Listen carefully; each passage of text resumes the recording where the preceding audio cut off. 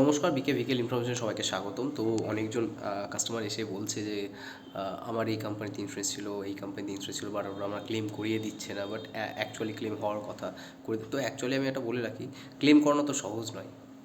এটা মাথায় রাখবেন, ক্লেম করানো অত সহজ নয়।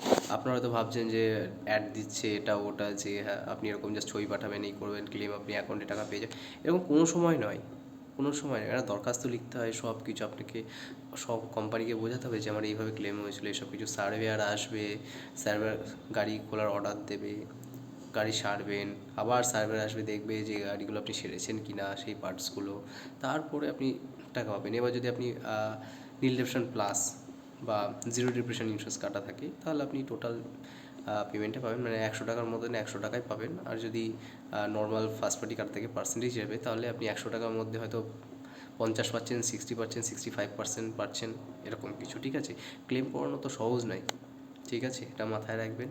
আর আমার কাছে যত কাস্টমার আছে, তাদের কাছ থেকে আমি কোনো সময় শিকায়ত পাই না যে ক্লেমটা হচ্ছে না, করিয়ে দিচ্ছে না কোনো কিছু। উপায় অবশ্যই খুঁজে দেবো, ক্লেম করিয়ে দেবো, ঠিক। ক্লেম হচ্ছে না, তাও ক্লেমের ব্যবস্থা হয়ে যাবে, ঠিক আছে।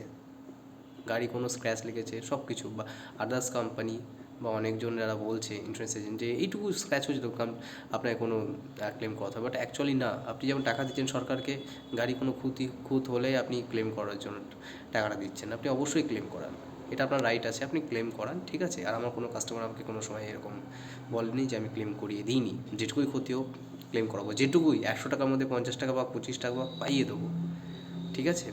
যখন ইন্স্যুরেন্স কাটবেন ভালো এজেন্টের কাছে যান। আর আগেও বলেছি, এখনও বলছি, অনলাইনে কোনো সময় ইন্স্যুরেন্স কাটার চেষ্টা করবেন না। যখনই কোনো এজেন্টের কাছে একদম ট্রাস্ট, আপনি যাকে বিশ্বাস করেন সেরকম একটা এজেন্টের কাছে যাবেন, তার কাছে ইন্স্যুরেন্সটা কাটবেন, বা কোনো নিয়ার বাই কোনো ব্রাঞ্চে গিয়ে ইন্স্যুরেন্স কাটবেন, ঠিক আছে।